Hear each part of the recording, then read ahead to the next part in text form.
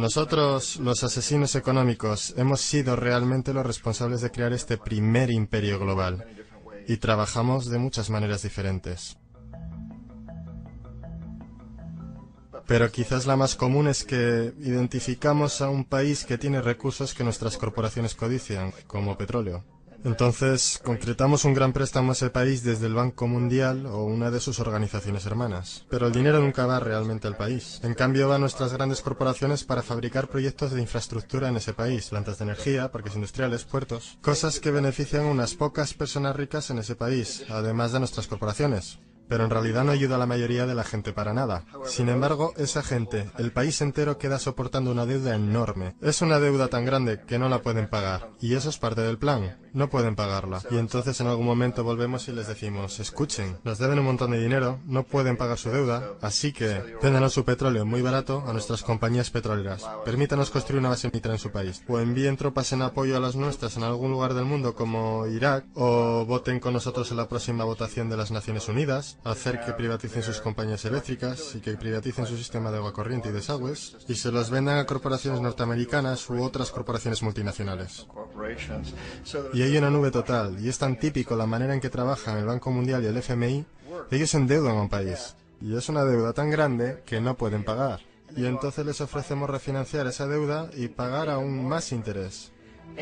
Y tú demandas este quid pro quo, lo que llamas una condicionalidad o buen gobierno, lo que básicamente significa que ellos tienen que vender sus recursos, incluyendo sus servicios sociales, sus compañías públicas, a veces sus sistemas educativos, sus sistemas penales, sus aseguradoras, a corporaciones extranjeras. Y es un doble, triple, cuádruple aniquilamiento. El precedente de asesino económico empezó realmente en los años 50, cuando Mossadegh, elegido democráticamente, que fue elegido en Irán, él fue considerado una esperanza para la democracia, en Oriente Medio y en todo el mundo. Fue el hombre del año en la revista Magazine. Pero una de las cosas que trajo y comenzó a implementar era la idea de que las compañías petroleras extranjeras tenían que pagarle al pueblo iraní mucho más por el petróleo que sacaban de Irán, y el pueblo iraní debería beneficiarse de su propio petróleo. Una política extraña, por supuesto que no nos gustó. Pero teníamos miedo de hacer lo que hacíamos normalmente, que es mandar militares. En su lugar, mandamos a un agente de la CIA, Kermit Roosevelt, pariente de Teddy Roosevelt. Kermit fue con algunos millones de dólares y fue muy efectivo y eficiente, y en un pequeño lapso de tiempo se las arregló para hacer derrocar al Mossadegh y trajo al Shah de Irán para reemplazarlo, quien estuvo siempre a favor de nuestra política petrolera. Y fue extremadamente efectivo. Bombs overflow Tehran. Army officers shout that Mossadegh has surrendered and his regime as virtual dictator of Iran is ended. Pictures of the Shah are paraded through the streets as sentiment reverses. The Shah is welcomed home. Y de vuelta a los Estados Unidos, en Washington, la gente miraba alrededor y decía, wow, ¿eso fue fácil? Y barato. Y esto estableció toda una forma nueva de manipular países, creando imperio. El único problema con Roosevelt era que llevaba una tarjeta de agente de la CIA, y si hubiera sido atrapado, las ramificaciones habrían sido muy serias. Así que muy rápido, en ese instante, se tomó la decisión de usar consultores privados para canalizar el dinero a través del Banco Mundial o el FMI, o alguna otra de sus agencias para mandar gente como yo, que trabajan para compañías privadas. Así que si nos atrapan, no habría ramificaciones gubernamentales.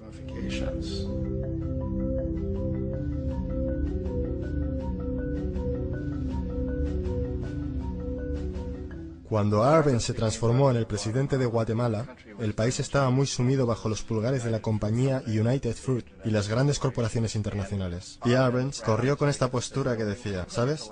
Nosotros queremos devolver la tierra a la gente. Y una vez asumió el poder, él estaba implementando políticas que harían exactamente eso, darle los derechos de la tierra de vuelta a la gente. A United Fruit no le gustó mucho eso. Y entonces contrataron una firma de relaciones públicas y lanzaron una campaña masiva en los Estados Unidos para convencer a la gente en Estados Unidos, los ciudadanos de los Estados Unidos, la prensa de los Estados Estados Unidos y el Congreso de los Estados Unidos de que Arbenz era una marioneta soviética y que si le permitiésemos mantenerse en el poder, los soviéticos tendrían un punto de apoyo en ese hemisferio. Y en aquella época había un gran temor en la mente de todos, del terror rojo, el terror comunista. Y entonces, para hacer corta una historia larga, de esta campaña de relaciones públicas vino un compromiso de parte de la CIA y los militares para eliminar a este hombre. Y de hecho lo hicimos. Mandamos aviones, mandamos soldados, mandamos chacales, nosotros mandamos todo para eliminarlo. Y lo eliminamos. Y tan pronto como fue removido de su oficina, el nuevo tipo que lo reemplazó reinstauró básicamente todo para las grandes corporaciones internacionales, incluyendo a United Fruit.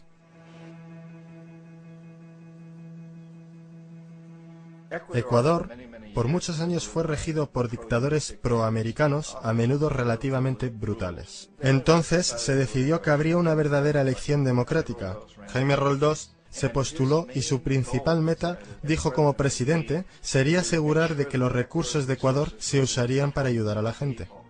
Y ganó, de manera aplastante, por más votos de los que nadie ha ganado nunca en Ecuador, y comenzó a implementar estas políticas, para asegurarse de que las ganancias del petróleo fueran a ayudar a la gente. Bueno, a nosotros no nos gustaba esto en los Estados Unidos. Yo fui enviado como uno de varios asesinos económicos para cambiar a Roldós, para corromperlo, para darle la vuelta, para hacerle saber, ya sabes. ¿De acuerdo? Ya sabes. Puedes hacerte muy rico tú y tu familia si juegas nuestro juego.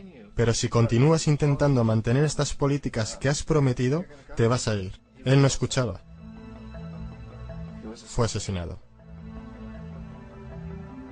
Tan pronto como cayó el avión, todo el área fue acordonada. La única gente a la que se le permitió entrar eran militares de una base americana próxima y algunos militares ecuatorianos. Cuando se lanzó una investigación, 2 de los testigos clave fallecieron en accidentes de tráfico antes que tuvieran la oportunidad de testificar. Un montón de cosas muy extrañas ocurrieron en torno al asesinato de Jaime Roldós. Yo, como la mayoría de la gente que realmente había visto este caso, no tenemos absolutamente ninguna duda de que fue un asesinato. Y por supuesto, en mi posición como asesino económico, yo siempre estuve esperando que algo le pasara a Jaime. Si iba a ser un golpe de estado o un asesinato, yo no estaba seguro, pero que lo iban a cesar sí, porque él no estaba siendo corrompido. Él no se permitía a sí mismo corromperse como nosotros queríamos corromperlo. Omar Torrijos, el presidente de Panamá, era uno de mis favoritos, ¿sabes? Realmente me gustaba, era muy carismático. Él era un tipo que realmente buscaba ayudar a su país. Y cuando quise sobornarlo o corromperlo, él dijo, mira John, me llamaba Juanito. Dijo, mira Juanito, yo no necesito el dinero. Lo que realmente necesito para mi país, que sea tratado justamente. Necesito, pues, que los Estados Unidos nos den lo que le deben a nuestra gente por toda la destrucción que han hecho aquí. Necesito estar en una posición donde yo pueda ayudar a otros países latinoamericanos a ganar su independencia y estar libres de esto, de esta terrible presencia del norte. Señores, ustedes nos están explotando miserablemente. Yo necesito tener el canal de Panamá de vuelta en las manos de la gente panameña. Eso es lo que yo quiero, así que déjame solo, ¿sabes? No trates de sobornarme. Era el año 1981 y en mayo Jaime Roldós fue asesinado. Y Omar era muy consciente de ello. Torrijos reunió a su familia y dijo, probablemente sea el siguiente, pero está bien, porque hice lo que vine a hacer, renegocié el canal. El canal ahora estará en nuestras manos, recién finalizamos de negociar el tratado con Jimmy Carter. En junio de ese mismo año, solo un par de meses después, él también cayó en un accidente aéreo, el cual, no hay duda, fue ejecutado por chacales apoyados por la CIA. Hay un montón de pruebas de que uno de los guardias de seguridad de Torrijos le entregó en el último momento, mientras subía al avión, una grabadora. Una pequeña grabadora que contenía una bomba.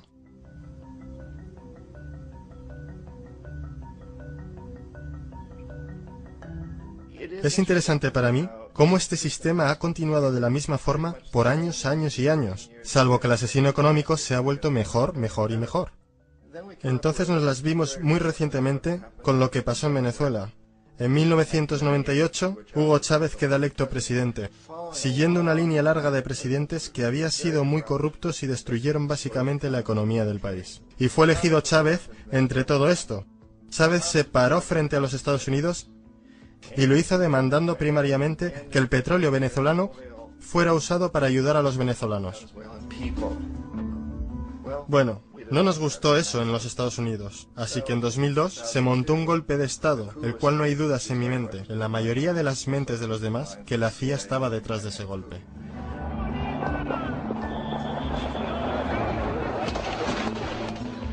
La manera en que fue fomentado ese golpe era muy parecido a aquel que Kermit Roosevelt hizo en Irán, de pagarle a la gente para que saliera a las calles, para manifestarse, para protestar, para decir que Chávez era muy impopular. ¿Sabes? Si puedes hacer que unos pocos miles de personas hagan eso, la televisión puede hacerlo parecer como que es el país entero y las cosas comienzan a crecer rápidamente, excepto en el caso de Chávez. Él fue lo suficientemente inteligente y la gente lo respaldaba tan fuertemente que lo superaron, el cual fue un momento fenómeno en la historia de América Latina.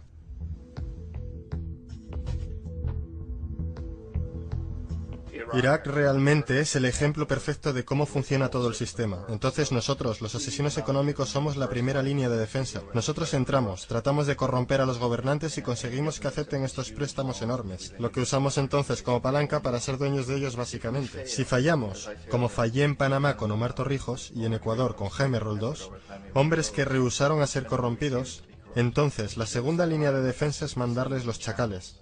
Y los chacales o derrocan gobiernos o asesinan.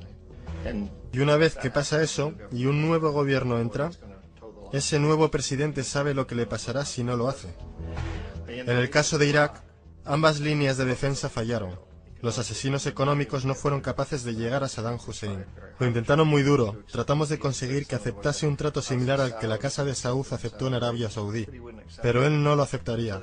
Y entonces los chacales fueron a eliminarlo. No pudieron hacerlo. Su seguridad era muy buena. Después de todo, él, en un momento, trabajó para la CIA. Él fue contratado para asesinar a un presidente anterior de Irak, y falló, pero conocía el sistema. Así que en 1991 mandamos las tropas y eliminamos las fuerzas militares iraquíes. Entonces asumimos que en ese punto Saddam Hussein rectificaría. Pudimos haberlo eliminado, por supuesto, en aquel momento, pero no quisimos. Él es el tipo de hombre fuerte que nos gusta. Él controla a su gente. Pensamos que podía controlar a los kurdos y mantener a los iraníes en su lado de la frontera y seguir bombeándonos el petróleo. Y una vez hubiéramos eliminado sus fuerzas, entonces iba a rectificar. Entonces los asesinos económicos vuelven en los 90 sin éxito. Si hubiesen tenido éxito, él estaría dirigiendo el país. Nosotros le estaríamos vendiendo todos los aviones de combate que quisiera y todo lo que quisiera, pero no pudieron, no tuvieron éxito. Los chacales no pudieron eliminarlo nuevamente, así que enviamos a los militares nuevamente y esta vez sí hicimos el trabajo completo, y lo eliminamos. Y en el proceso nos creamos algunos muy lucrativos tratos de construcción para reconstruir el país que nosotros esencialmente destruimos, el cual es un muy buen trato si eres dueño de compañías de construcción de las grandes. Así que Irak muestra las tres etapas. Los asesinos económicos fallaron ahí, los chacales fallaron ahí, y como medida final, entran los militares. Y de esa manera nosotros realmente hemos creado un imperio, pero lo hemos hecho muy sutilmente. Es clandestino. Todos los imperios del pasado fueron construidos sobre lo militar, y todos sabían que los estaban haciendo. Los británicos sabían que lo estaban haciendo, los franceses, los alemanes, los romanos, los griegos, y estaban orgullosos de ello. Siempre tuvieron una excusa como extender la civilización, extender alguna religión o algo como eso, pero sabían que lo estaban haciendo. Nosotros no. La mayoría de la gente en los Estados Unidos no tiene idea de que estamos viviendo de los beneficios del imperio clandestino, de que hoy hay más esclavitud en el mundo de la que nunca antes hubo. Entonces tienes que preguntarte, bueno, si es un imperio, entonces ¿quién es el emperador? Obviamente nuestros presidentes no son emperadores. Emperador es alguien que no es elegido, no sirve un periodo limitado y esencialmente no se justifica ante nadie. No puedes calificar a nuestros presidentes de esta forma. Pero sí tenemos lo que yo considero el equivalente del emperador, y es lo que yo llamo la corporatocracia. La corporatocracia es este grupo de individuos que dirigen nuestras corporaciones más grandes, y ellos realmente actúan como el emperador de este imperio. Ellos controlan los medios, sea a través de propaganda o por ser propiedad directa. Ellos controlan la mayoría de nuestros políticos porque financian sus campañas, ya sea a través de las corporaciones o de contribuciones personales que vienen de las corporaciones. Ellos no son elegidos, no sirven periodos limitados de tiempo, no se justifican ante nadie. Y en la misma cima de la corporatocracia realmente no puedes saber si la persona está trabajando para una corporación privada o el gobierno, porque ellos siempre se mueven hacia atrás y adelante. Así que tienes a un tipo que en un momento es el presidente de una compañía constructora como Halliburton y al momento siguiente es el vicepresidente de los Estados Unidos, o el presidente quien estaba en el negocio del petróleo. Y esto es verdad aunque tengas demócratas o republicanos en la oficina. Tienes ese moverse atrás y adelante por una puerta giratoria. Y de esta forma nuestro gobierno es invisible por mucho tiempo. Y las políticas son llevadas por nuestras corporaciones en un nivel u otro. Y entonces, nuevamente, las políticas del gobierno son básicamente forjadas por la corporatocracia. Y presentadas al gobierno y se convierten en política gubernamental. Hay increíblemente una relación íntima. Esto no es un tipo de cosa o teoría conspirativa. Esta gente no se tiene que reunir y conspirar para hacer cosas. Todos ellos trabajan básicamente bajo una asunción primaria, y esta es que deben maximizar las ganancias sin importar los costos sociales o ambientales.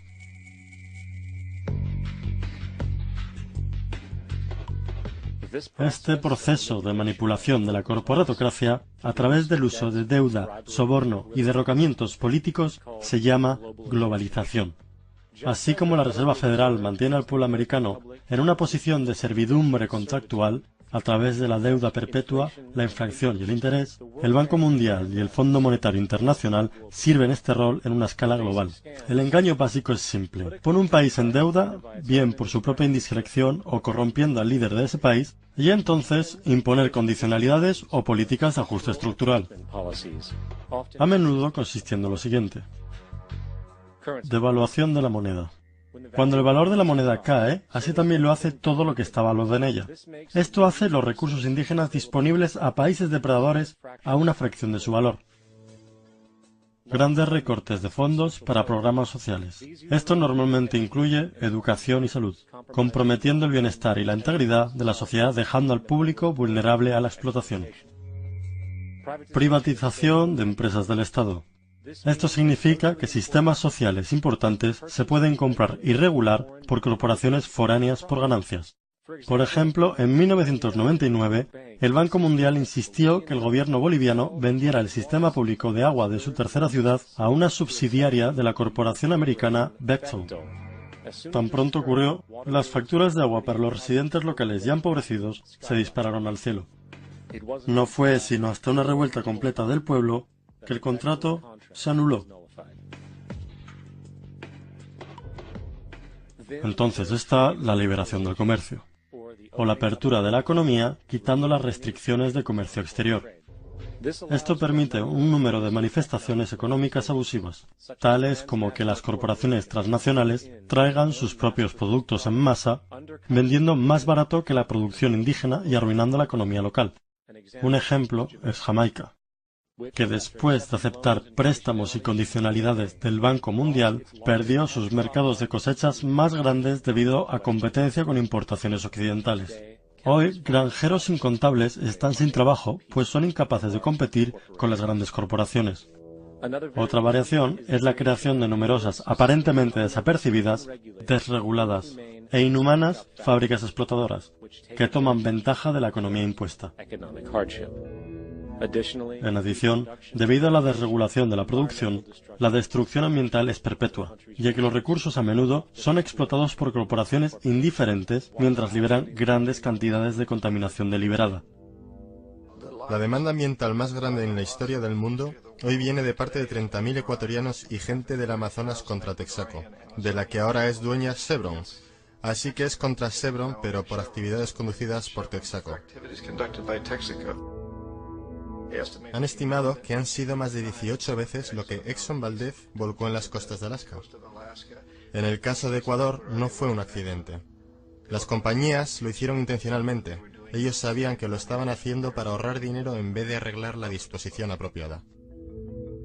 Además, un somero vistazo a los registros de rendimiento del Banco Mundial revela que la institución, que clama públicamente ayudar a países pobres a desarrollar y aliviar la pobreza, no ha hecho nada, excepto incrementar la pobreza y la no distribución de riquezas, mientras las ganancias corporativas se elevan. En 1960, la brecha de ingresos entre un quinto de la población y los países más ricos versus un quinto en los países más pobres era 30-1. En 1998 era de 74-1. Mientras el Producto Bruto Global subió 40% entre 1970 y 1985, los que están en la pobreza en realidad son más, un 17% más. Mientras que de 1985 a 2000, aquellos que viven con menos de $1 al día se incrementaron un 18%. E incluso el Comité Económico del Congreso norteamericano admitió que hay un mero 40% de éxito de todos los proyectos del Banco Mundial. En los años 60, el Banco Mundial intervino en Ecuador con grandes préstamos. Durante los próximos 30 años, la pobreza creció del 50% al 70%. Sobreempleo y desempleo crecieron de 15% al 70%. La deuda pública se incrementó de 240 millones a 16.000 millones, mientras que la porción de recursos destinados a los pobres bajó de 20% al 6%. De hecho, para el año 2000, el 50% del presupuesto nacional de Ecuador tuvo que ser destinado para pagar sus deudas.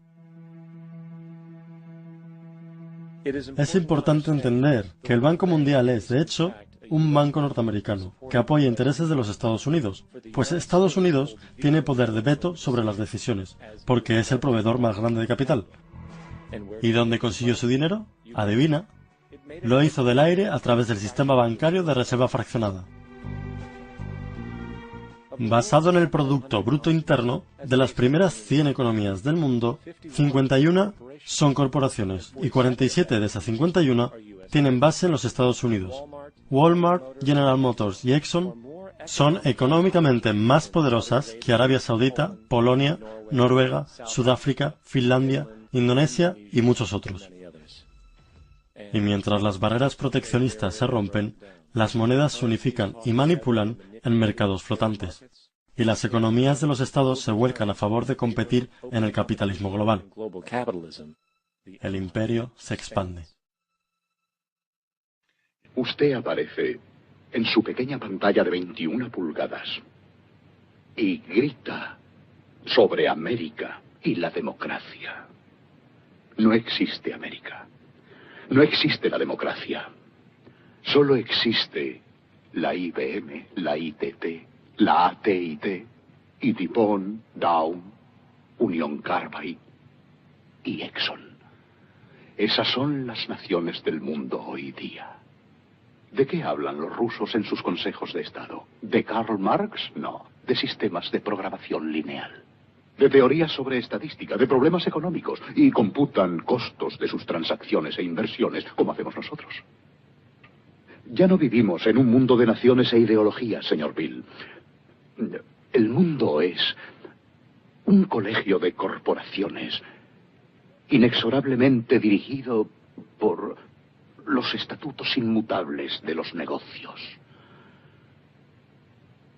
El mundo es un negocio, señor Bill.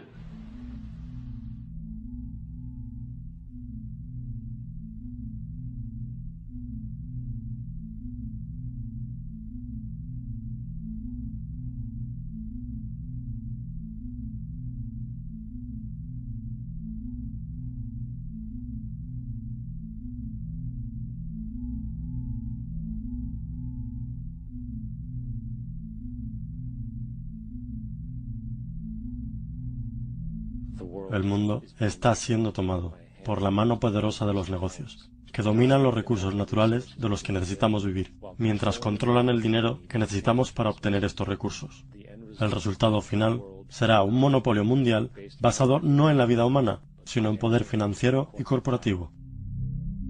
Y mientras la inequidad crece, naturalmente más y más gente se desespera.